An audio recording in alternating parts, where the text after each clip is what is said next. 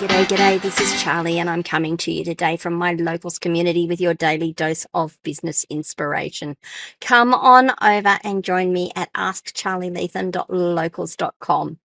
Today is topic number 190, finding inspiration in failure.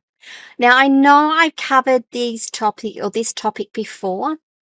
I'm going to cover it again a couple of times, I am sure. It is something, all of these topics that I talk about, I'm giving you, 5, maybe 10-minute snippets of things you can be doing. They're meant to be inspirational, they're meant to be educational. There's only so much information I can give in that time. So I'm going to come back and revisit these all the time. And it's going to be interesting as well to see how my advice and my delivery changes through as my experience builds and changes as well. So let's talk about finding inspiration in failure. Some people call it failing forward. I love that, failing forward. And some people, I don't, there's another term I thought, I can't think what it is now. It's gone. Anyway, the idea of finding inspiration in failure is reframing failure as a learning opportunity. It's a really, really big thing. It's something I've done for a very long time. I'm not sure how long I've done it, and I'm not even sure when it started, but it was a matter of, again, Edison, one of the inventors. I found 99 ways that it didn't work. I just need to find the one way that it does work. So you're reframing that failure as a learning opportunity. I've found ways that this doesn't work. I think it will work. I just need to find the way it does. By viewing failures, sorry, let me just stop and start that again.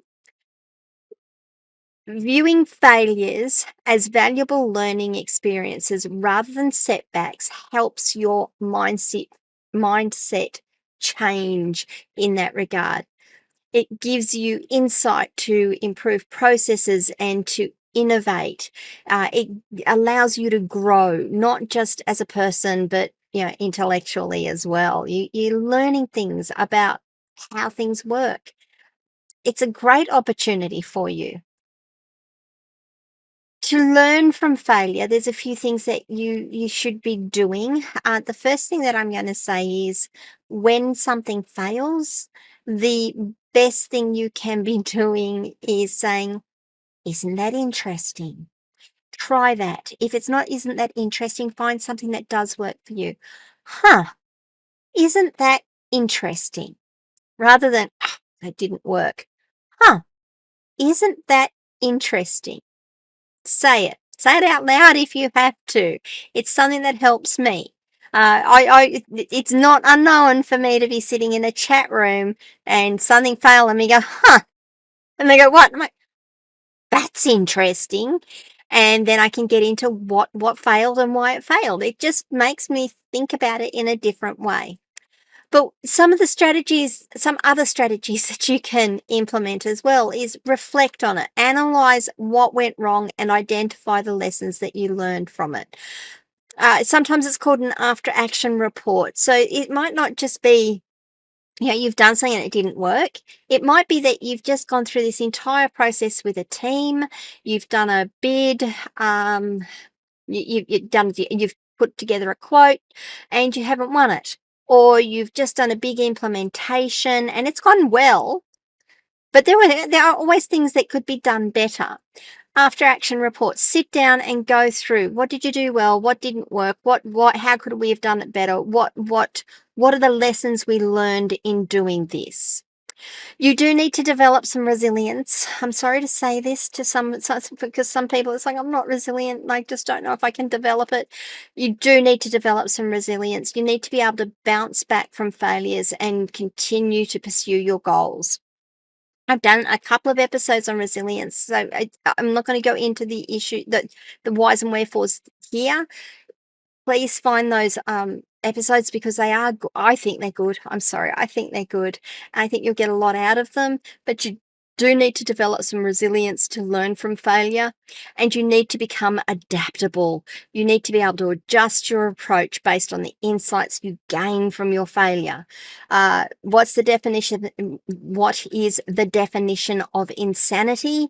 Doing the same thing again and again and expecting a different result. It's all very good and well to say, I'm going to learn from my failure, but if you are just going to keep doing the same thing or keep doing similar things and expect different results, it's not going to work. You need to adapt your approach. You need to adapt what you've learned and put it into practice. Why is turning failure into success an important thing for business? Well, you can pivot. You can pivot your business models. You can look at something and say, well, that didn't work. But I can see that there's a need out there. How do I make this work? Let's try this. And you pivot your business model and you try it again. And oh, wow, look at that. Now you've got some success happening. It also helps your innovation. The innovation may not necessarily come in the area that you're working in at the moment. It might actually give you innovation in another part of your business, or it might give you innovation for another product line. It's worthwhile thinking about it and looking at what you've learned and where that could be applied. Dyson is a good example of this. So the inventor of the Dyson vacuum cleaner, James Dyson, experienced over 5,000 prototypes that failed before finding success. That 5,000 prototypes that man put together. Each failure provided valuable insights leading to the development of the revolutionary product. The Dyson vacuum cleaner, the bagless vacuum cleaner, the one that goes through everything. I mean, heavens, I now have a stick Dyson vacuum cleaner that it's on a battery, it's on a stick. I plug it in, and when I need to go and vacuum, I just take it off and I don't have to plug it in. I don't have to do anything. Works wonderfully. But the man's persistence and ability to learn from failure exemplifies how setbacks can lead to groundbreaking success. So are you a James Dyson? Are you prepared to experience 5,000 failures before you experience success? Maybe it's not that many for you. I'm sure it won't be that many for you. 5,000 is an awful lot, isn't it? But what do you guys think? Can you learn from failure? Can you fail forward? Can you develop the resilience and the adaptability that you need to be able to learn from those experiences and build your business and build your business stronger? Let me know what you think. Come across to Locals, askcharlyleetham.locals.com. I would love to have your conversation there. Please remember to like this video, subscribe to my channel, ring the notification bell so you find out when I drop more content. If you can leave a review, please leave a review, or maybe share this content with someone else today. I will see you all for topic number 191, the power of self-reflection, tomorrow. Bye, guys.